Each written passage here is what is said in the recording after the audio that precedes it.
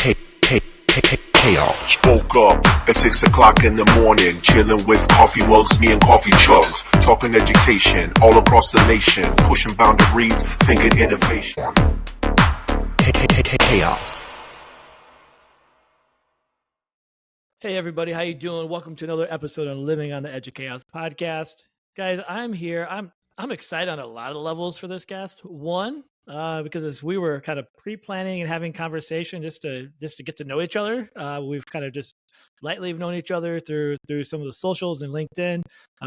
He's the one that's nudged me to switch to this platform that, for those that haven't been on the show, I've moved away to a platform called Riverside, which has just absolutely like changed my whole workflow. So I'm giving him a verbal shout out in the recording for that, because even that in and of itself has been hugely successful.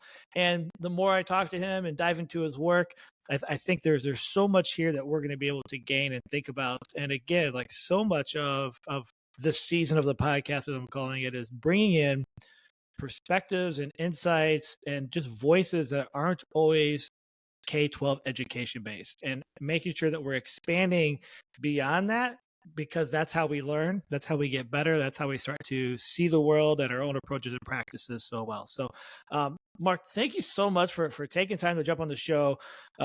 You are an expert and guru when it comes to podcasting, and you're doing a lot around AI. So this is quite a wonderful little kind of like masterclass session I get to share with everybody. But why don't we start off with, who are you, what do you do, and what in the world do you got going on?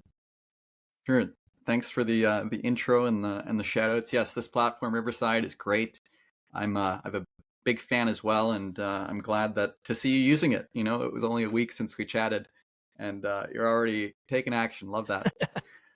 So my name is Mark Latimer. I have a company called GRAiTFL Ai. The idea is that everything we do when it comes to training or enabling people with technology, that it comes from a place of gratitude. And as that is our foundation, I think it's really important that such a great core value, and that's why we put it in our name. So there's the gratitude component. We work with solopreneurs to help them reclaim their time using technology and 10x their growth. More of a aspirational avatar. We also work with organizations and teams to train them on primarily ChatGPT, as well as all the tools right now where there's usually a bit of a stack, so you're combining a couple of them together. But at an organizational level, ChatGPT seems to be one of the more popular tools that everyone's using. And I'm excited about a few different projects. I'm working on a book called The Art of ChatGPT. I picked up artofchatgpt.com, which will be an exciting project, and just setting up a wait list for that. And just thrilled about helping people and learning about AI. I'm a student at heart. I love learning, and with everything changing so quickly, it's just a great place to entertain myself and my curiosity. So thanks for having me here, and looking forward to answering some questions. Sure. Well, as you kind of framed up your organization and business, what I'm curious about is, and this is kind of my segue into how I like to ask people. I'm a superhero nerd, as you can see, with all my Spider-Man gear in the back, like the origin story / superpowers that you think you have. That's such an awesome combination.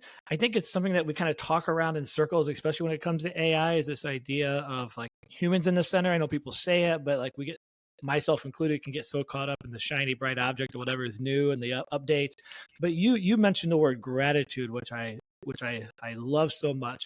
How did that come together, of you kind of coalescing the idea of gratitude, which is a fantastic value, and this AI space, to bring that to kind of like your mission, or you're driven to working with people? Because that's such a unique it shouldn't be unique actually, but it's so unique, and something that isn't necessarily so like forward facing in a lot of people's work, even though we're having lots of dialogue on not losing humanity as a result of AI. Well, I appreciate the prompt and the question. The story of grateful or gratitude in my life, I guess, stems back to I have a very different story than most. I spent, the better part of 8-9 years living in India, in Goa, on a beach with musicians. I was learning to play guitar, and I was working with a technology company there that was doing AI training and a whole bunch of different things. And I'm from Toronto originally, and I kept, when it gets cold in Toronto, you find a way to, right now I'm in Florida, but I became a bit of an Indian snowbird. I would go to India when it got cold. And, in that culture, there's a ton of gratitude and, spirituality. It's they have yoga communities, and there's just this feeling that if you're on a beach somewhere, you got to find, well, no matter where you are, it just became this habit of, writing down what you're grateful for in the morning. It's a simple exercise, but it sets yourself up to see gratitude in other areas of your life. And it's a great place to grow from. And most people won't argue against gratitude. Like, gratitude, you can keep it. Like, it's not, it's kind of foundational to a lot of things. And, before having this business, I had a public relations company, and it was called GRAiTFL PR. So in that business, my business partner, he's running that company now, and he's great. And we both, embodied this idea of, incorporating gratitude in working with clients and with our teams and attracting grateful partners. So when I've made it the through line of the business, when I had an opportunity, I couldn't miss out on AI. It's just something that when I was leading that business, I was the one training the entire team and constantly being like, guys, we got to get on this. This is, so it was just a natural. I got grateful.com, but in a unique spelling of GRAiTFL. And so I've taken grateful and put AI at the heart of it. And it's just been, there's so much to be grateful for. And if I can help people out in some way, and even if it's just as simple as bringing gratitude into their approach to AI, to be grateful for, this tool that just saved me what used to be an hour of work. And that it's a little thing, but I probably feel better every time I use ChatGPT from a place of gratitude than if I'm just using it to like get something done. Right. Well, I love that answer. And as you think about that, and I'm thinking about at the time of this recording, it feels like so much has changed in a year, or it's been over a year now since kind of ChatGPT kind of became a commonplace, name business idea that people started freaking out about or getting excited about with this generative AI. How are you helping people kind of process that? Still like that human centerpiece, that to be grateful with your approach to that, as you just talked about. But there's so much worry, and I think a lot of that maybe comes from just not understanding all the things. But we think about losing jobs, or in education we're worried about kids cheating or not taking the learning serious. I mean, the list can go on and on in terms of like the fears, the negative things, and not that they're not valid, but you're looking at it from such a different lens of optimism, and not optimism in the way of like, oh my gosh, it's going to solve all our problems. We're all going to be better. I don't think that's your approach, but like how, like you said, become incrementally better. What are those small things that help us approach? How do we be grateful? What makes us human, as well as how can we be grateful that AI could help us buy back some time to do things that we could be further grateful for? How are you processing that or helping people think through that? Because I feel like if I remove myself from my small pockets of circle on LinkedIn, where everybody seems to be talking about it, and I move out to the quote unquote real world, not a whole lot of people are talking about it in my youth sports in the bleachers. Not a whole lot of people are even wrapping their head around it, even though it's growing fastly. But when they do, there's a friction, right? There's a sense of panic or worry. How do you wrap around that? What are ideas you share? I mean, you don't have to give away like your business strategy, but like, how do you help people in that mental space? Because I think that's still like very, very real, even though it's not necessarily new. We're well over a year into these kind of panic conversations, so to speak. Well, I think what we got to remember is that ChatGPT AI is quite broad in terms of application. So whenever you're dealing with a tool that has so many use cases, you got to remember that everyone who gets onto that, different than Google, is approaching it differently. They're coming with their own preconceived notions, skill sets, attitudes, age. It's so vast. So ChatGPT can solve a lot of problems, but its effectiveness is geared largely based on the user's approach to it, their attitude towards it, and their use cases for what it can do. It's almost like you got to understand a basic operating system of how to use the tool. And there's some different ways to get into it, whether it's through your computer or through your phone. It's got a great conversational AI, like real talking. You can give ChatGPT a voice. And a lot of people don't know even the basics about how to use it. And, the bring people into the fold, people will navigate their own course. And when someone's ready for information, they'll raise their hand. So it doesn't necessarily need to be a forcing thing. I know in education, if people are going to learn about it, there's got to be some best practices and things around how to use it. But I think it's more important to have scheduled time to use it, or the habit of using it for whatever. It's not necessarily the outcomes-based approach. It's time on the tool, right? If it's a sandbox, well, let's play. Let's spend some time just using it, and we can all try to solve problems together. The approach to using the tool should be more of an editor. So if there's any skill that people need to leverage, it's how to edit.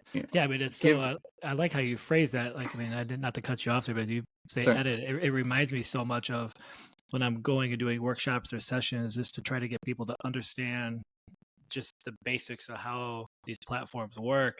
I'm always like, let's look at ChatGPT and the name, right? It's chat, meaning that we have to engage in a conversation, which is editing essentially. It's not a search engine mindset where you put in a prompt and then you scroll and you hope that maybe by page 3 or 4 and surfing and reading, maybe there's an answer. Like, you can get there through editing process or a conversation process of talking through that. And I think that's it seems so obvious when you think about it, but boy, when you actually put the time into it, as you're talking about, so many people still are in that search engine mindset, try to figure out how to properly get out the outcome that they're hoping for. Yeah, it's a fair point. Like, approach as an editor, you could have 30 students with the same essay with a assignment to edit it.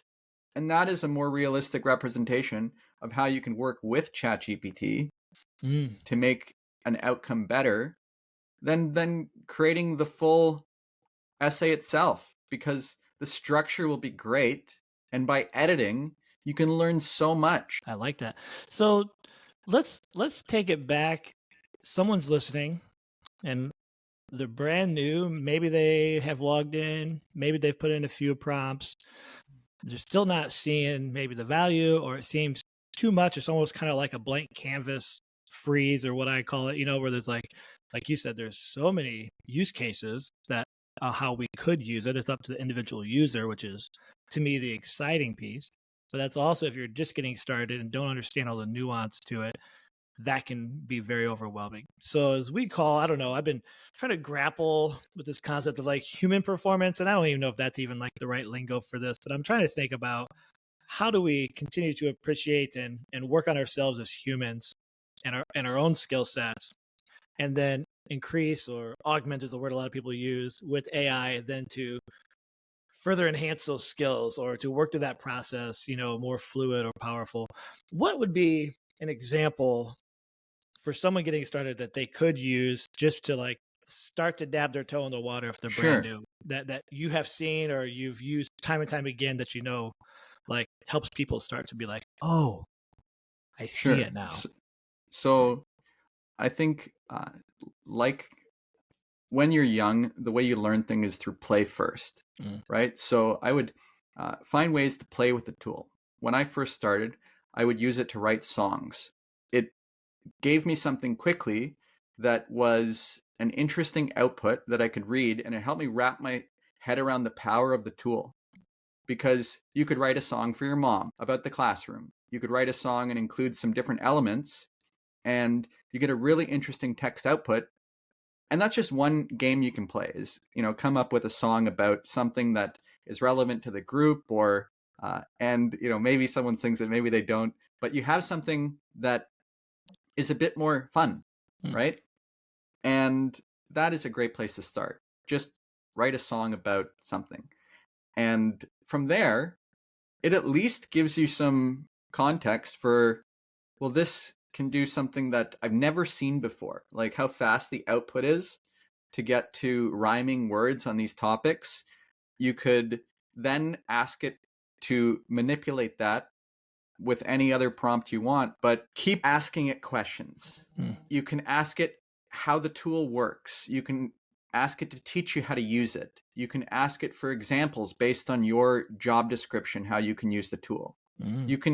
It's very much a tool that can allow you to learn just by asking it to teach you.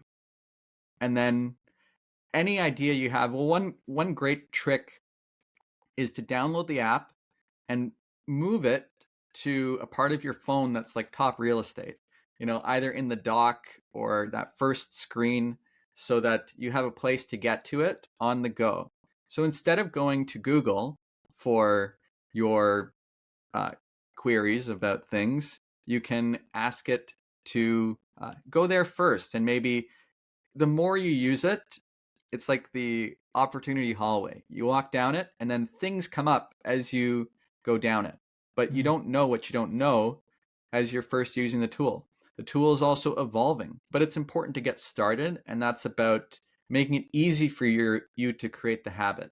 Because at some point, whether it's ChatGPT or a different kind of tool, like Google has been for so many years, it's going to be a default where you just go to this tool because it makes you smarter. Like you should be able to enhance what you know, what you learn about, the speed at which you can do things. It effectively becomes like a bit of a superpower. So if it is a superpower, how long do you want to wait before you figure out how to fly, or whatever the skill is that, unbeknownst to you, everyone else is flying around you, and you could fly all this time, but you didn't know how. Yeah, true.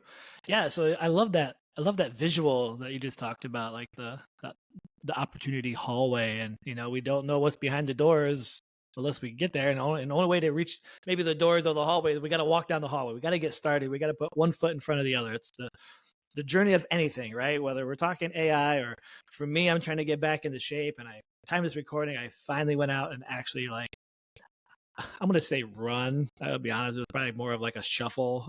But in order to get back there, I have to get started. And and the more you do it, you get better and more comfortable. So you have put in, I know you have, looking at all your work and talking with you, a crazy amount of time into the hallway of opportunities of AI and the work that you do. So from your end, who has put in a lot of time, what are some of the processes or aha moments or things that now maybe you do that's second nature in your workflow, in your thinking? I know you talked about one probably already. Like, I got the same thing. I've got ChatGPT right on the front of my phone. I find myself just automatically going to that more and more than anything else. What are things now that if you have opened up some doors and found some that lead to new hallways, and maybe some doors you want to close and don't go there, that you have found to be helpful? Because I also think on the flip side, yes, that's a great example of how to get started, but we also know it's really helpful to hear from people who have maybe already started the journey, and what can we learn from them as well. So, maybe it's opportunities. It could also be maybe some setbacks too. However you want to tackle that piece, I think would be really awesome for the listener. Sure. So whatever you create, you're going to have to read. So if you create something long, well, now you have to read a longer thing. And so just in terms of, a question I often ask people are the tools you're using taking more of your time, but you're getting more done? or are they freeing up your time because of how you're using them? So in a business setting, if every proposal you put out is custom, you have to read it each time to make sure that everything's perfect. Same way if you were sending an email to a colleague, if you had ChatGPT help you write it and it's a long email, well, you're still going to have to read that before it goes out. So there's power in brevity. Keeping things short means that you don't have to read as much and you're still getting the kind of output that you're looking for. So there's no reason to have everything be a long, because ChatGPT can write you long messages, but you have to read them in full if you're going to share them with other people. So that's one thing that that I've learned. Also, there's a great way to learn about just about anything. And what I found is that if you can get the information you want in a PDF book, whether it's a transcript from a YouTube video, could be a textbook. If you can get that in a PDF, you can put it into ChatGPT. And then now you can ask it anything about that book. What a superpower. Right. That is unbelievable. And if you create your own custom GPT, now you can go back to that as a pre-saved GPT. So my thinking is that at some point, whether Amazon does it, is that books will all have GPTs or a AI accessible component to make them truly actionable, where instead of having to take out the transcript and, download it, there will be a way to simply ask it anything and apply your situation. Say if it's a how-to book on something specific to story in entrepreneurship, you could put in your case and it'll take the best principles of that book and apply it to your business. And I'm already doing this with many different books. So, I've been able to really distill information and get down to at least what for me is most relevant at that specific time, making the speed to critical information much more accessible. So that would be like a really powerful way to learn faster. I'll take the YouTube example. If it's a transcript, maybe it's an hour video on how to, for educators listening, design better lesson plans. And you're like, this is a great talk. I don't have an hour. Even if I sped up the video to 2 times speed, that's still 30 minutes. Right. But if I got the transcript, there's ways to download transcripts from YouTube videos and copy that and put in a PDF.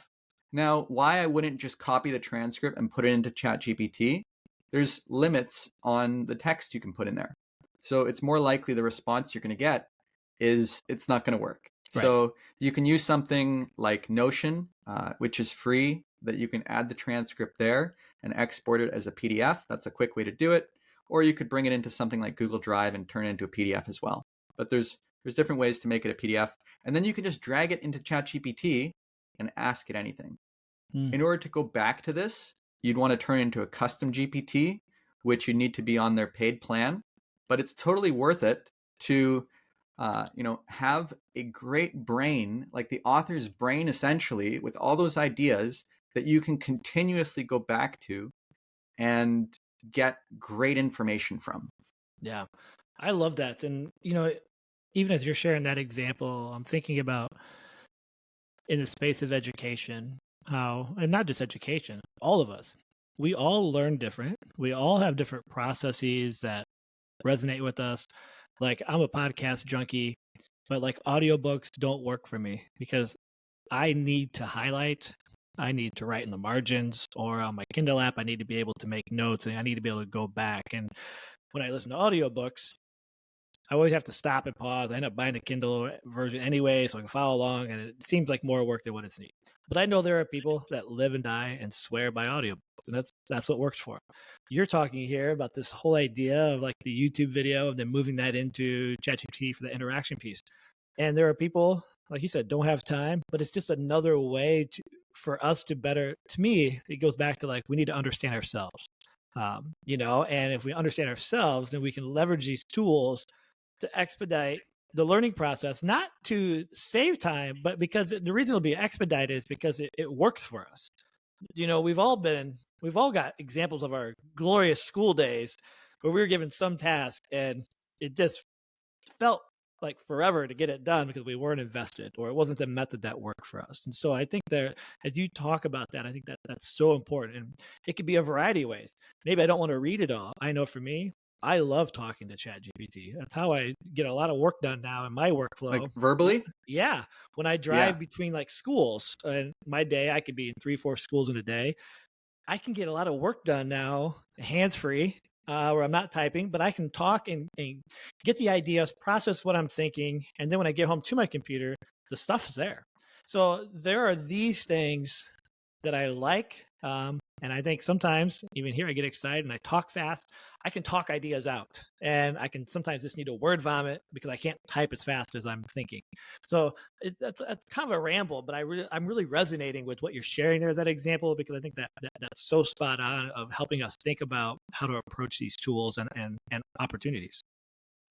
And to your point, you're a person who likes to speak. So for people who are similar to you, that kind of conversational AI, like my business partner with GRAiTFL PR, he loved voice notes. So when he started to use, he realized that there was an actual limit of like 13 minutes in the audio to ChatGPT. You've been there? So that kind of use case is amazing because administratively, you can get so much more done and it's just a faster input.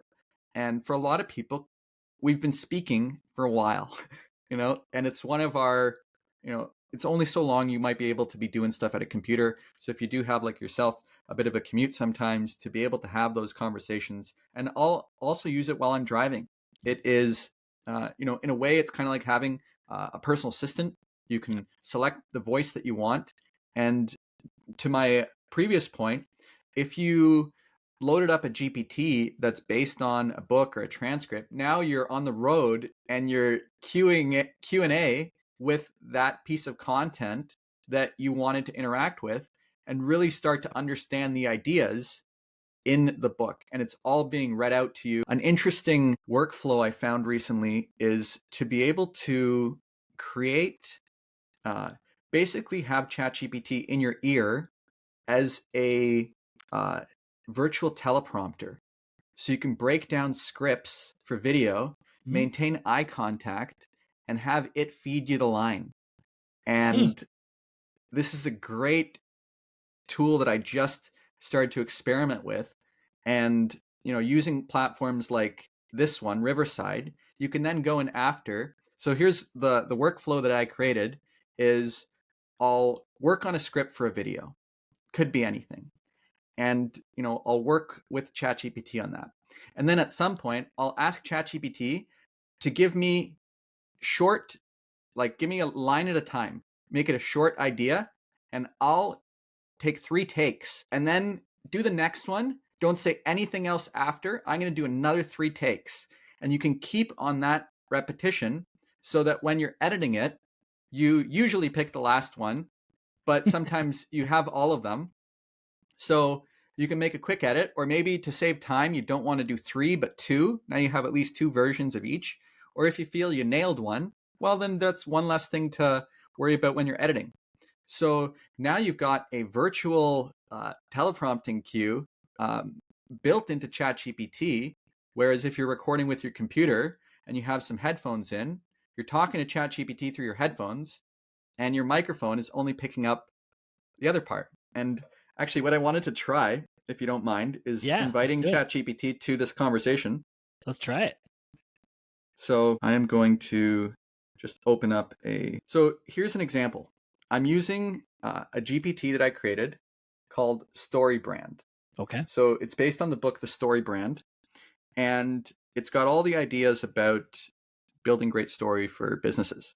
So I'm going to turn on ChatGPT. So it's got this little animation here. Yep. Give me, okay. Great.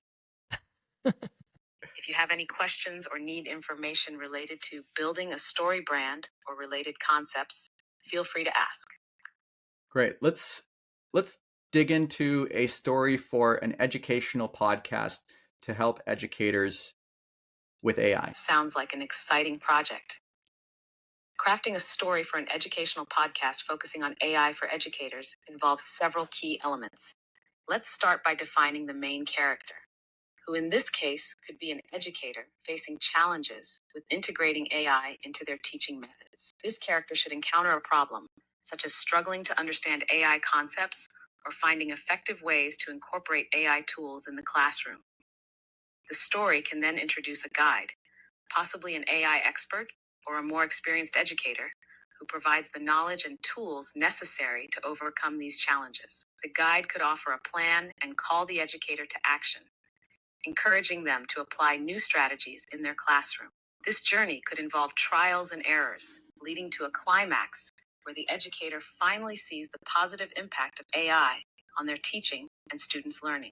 Finally, the story should end with the educator achieving success, perhaps through improved student engagement or enhanced learning outcomes, showcasing how AI can be a powerful tool in education. Throughout the story, it's important to keep the focus on how AI can aid in educational goals, addressing common misconceptions and highlighting practical applications.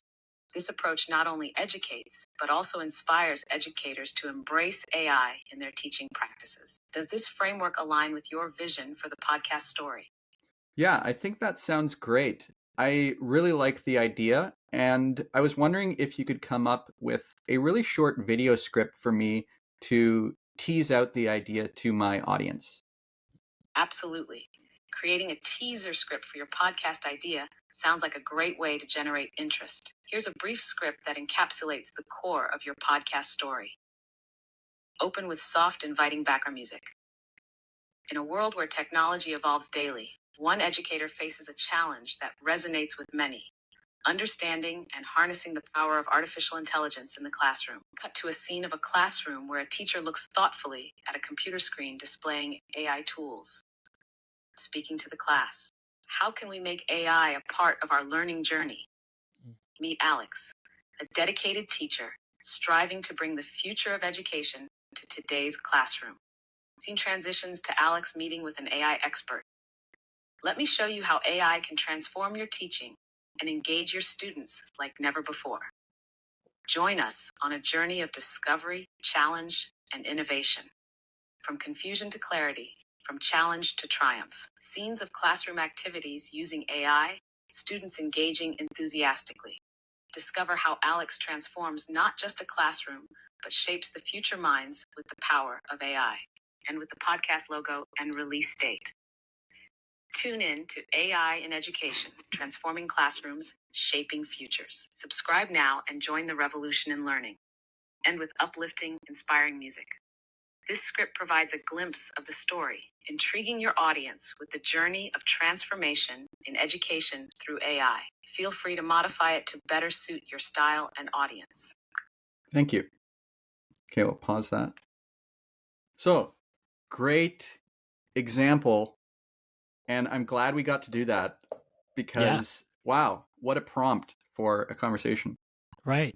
And just as you know, as I was listening to that, I mean, just you can almost start to see it in your mind. And then I know part of my workflow then has been you can, and people may or may not know, but like you can export that out into a document. So you can get that out into a Word document if you're using ChatGPT or whatever your platform might be. And then you can start to go in and clean and edit and modify it, kind of add your own human flavor or things you want to do. And then I was even messing around yesterday. I don't even remember I'll make sure I put it in the show notes. I can't remember off the top of my head, but GPT, where then you can put those, like that script in, and it will then start to create and populate images that you could then use for your video if you wanted to have, kind of static imagery. I mean, I know it's already happening, but even creating the videos itself, and that's not perfect yet, but man, that whole field is growing faster and faster. And so you just start to think about the leveraging of how to curate these ideas that we have and kind of get those out into the world, which is that a whole idea of like a thought partner in the back and forth conversation to arrive at something that you feel good about. Well, I think this kind of example illustrates how ChatGPT could be incorporated in classroom discussion, where if everyone can hear the voice, we can prompt it, we can, have that AI in the classroom in a conversational way. Yeah. rather than have us always be looking at a screen to interact with it. Yeah, and it goes back to that. I'm thinking of that word you used at the beginning, that idea of being an editor, where there is that fear in classrooms, and it's very real right now around the topic of cheating and plagiarism. And I think if we can shift some of our modalities of rethinking how we could engage with these platforms, where you could have that conversation and kids be like, what do you think? Do you agree? Do you disagree? What would you say next? Or do you agree with the idea? Would you shift it? That whole idea of it's giving us, it doesn't even have to be creative constraints, but I'll frame it that way, where we've got something to begin to work with.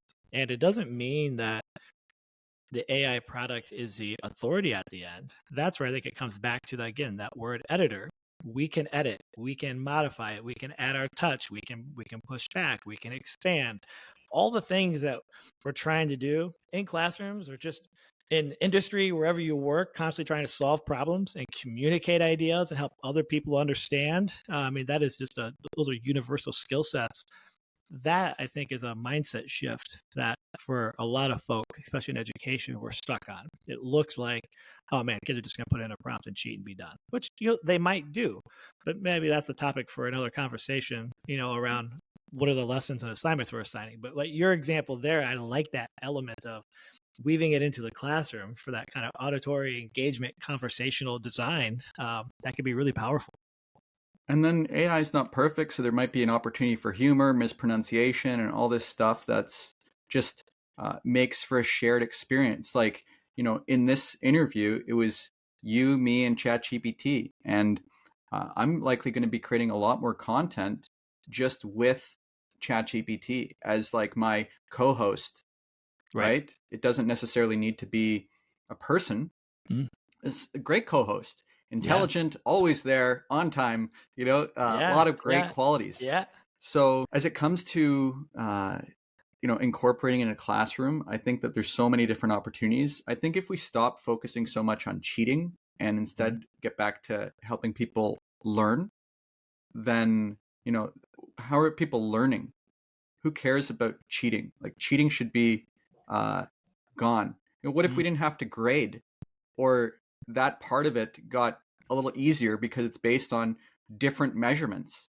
It's not the, essays aren't the be all end all. Like, if you can distill an idea, maybe it's part of your classroom participation, your thoughts on this, how you edit and get down to, maybe you're graded on one sentence at the end of a semester that is like so good, it nails everything, right? Depending on the course, obviously. So there's different ways to measure it, but if we're stuck in how we used to do it, well, we're probably not going to be embracing the full capability of what's possible. Because really, education is supposed to prepare people for a better future, right? And if you're not giving them the tools that are being used in industry, they're not going to be prepared. And the same way, I got a friend who he works as a middle school teacher in BC, and it's one of the top schools, and he's like the technology guy at the school. So he's been using it, and he said he's saved so much time administratively with ChatGPT that it's freed up time for him to focus on other things at the school. So, but everyone's at a different place. I don't think it's something that people should be afraid of. No different than Google came around, and before that, there's always some kind of technology that is a little new, a little different. And what else are you doing? It's, you got the time. We all have a Netflix subscription or something, but spend a little time on ChatGPT and start by creating a song for someone. Yeah, I love that. I mean, it's so many great things there.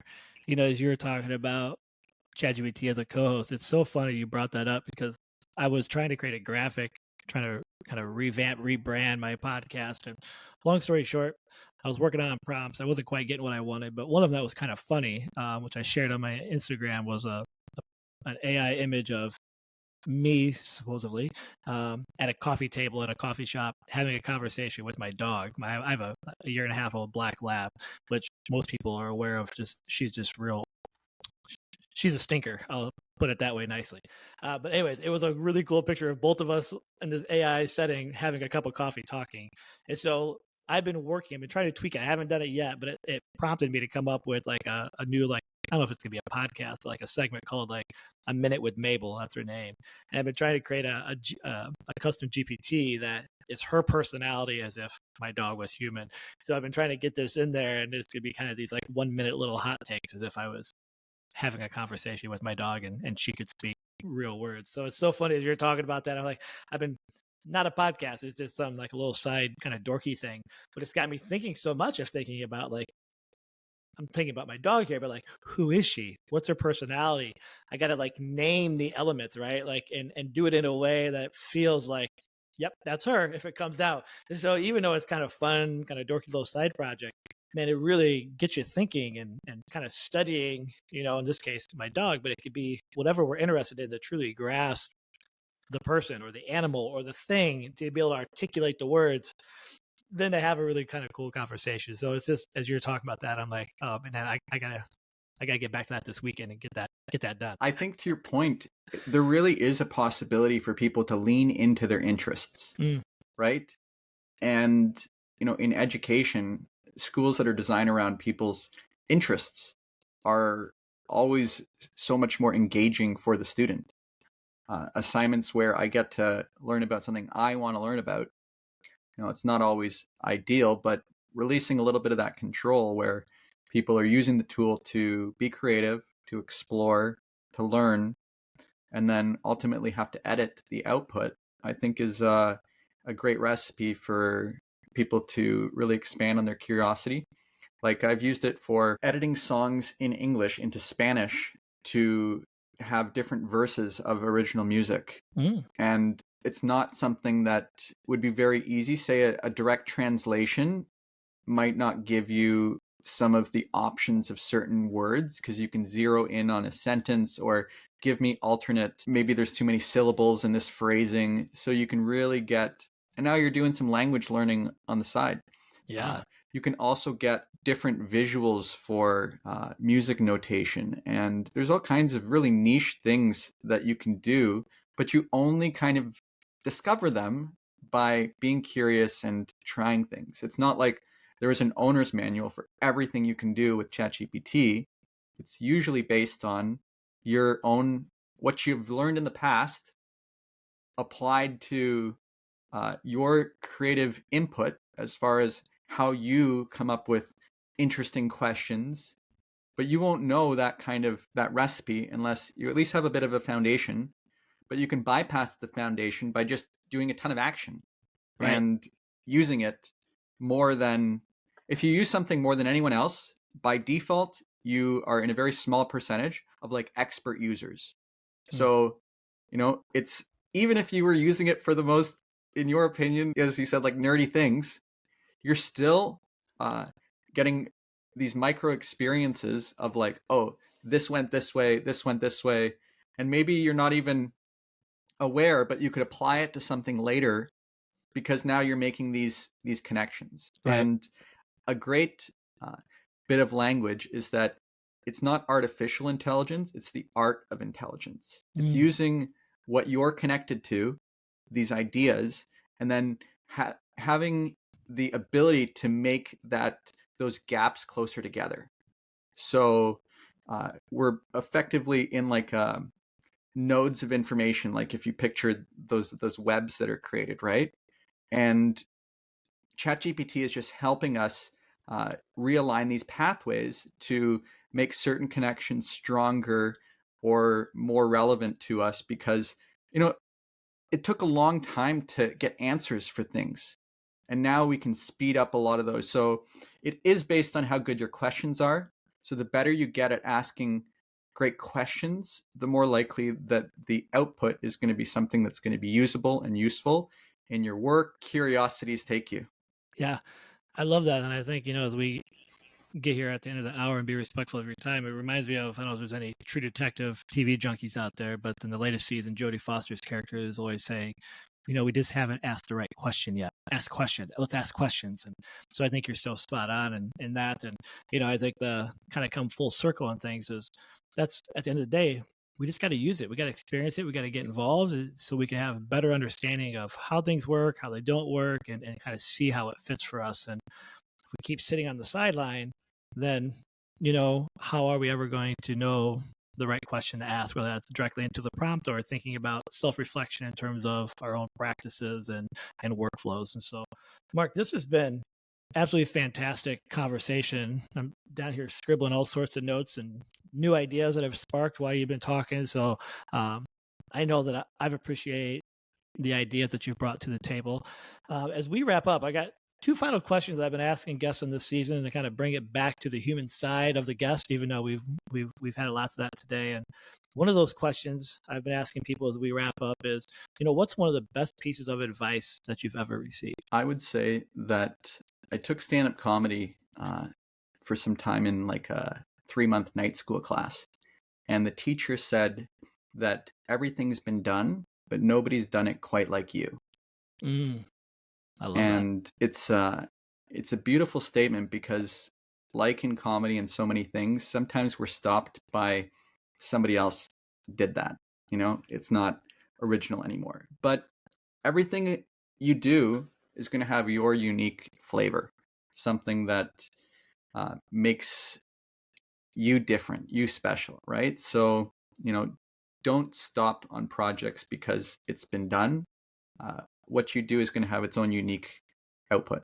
Every time I hear people's advice that they've received, it's just been so profound. So that's so good. I love that. And I think that resonates a lot with what we've been talking about in this conversation, even if we're just getting started and maybe you feel like you're late to the game. I think that piece of advice really kind of resonates perfectly. Last question I have is, Sure. I like to always end on a piece of optimism or something exciting, and we've already got plenty of that. But what's something that you're binge watching, a book you're reading, music, maybe it's someone that you kind of see as a mentor, just something. It doesn't even have to be about anything we've talked about in this conversation. Definitely can be. Just something to get out there that people should check out, and it can be as silly or as serious as you want to make it. Well, I can share a book that I like to revisit, and that is The War of Art by Stephen Pressfield. And the audiobook is narrated beautifully, and it is, the whole premise is that there is this thing called resistance, and resistance is the enemy. Is it resistance? Yep. Yeah. And it's just great. So if you're ever stuck in a creative project or just need some inspiration, that book is great kindling. It is. And it's kind of short, quick read, but man, it really does pack a punch. And so it is. I have read that book several times myself. I should probably go back and revisit that. It's been a few years, but I've got several copies because mine have been beat up so many times, and it is a fantastic read.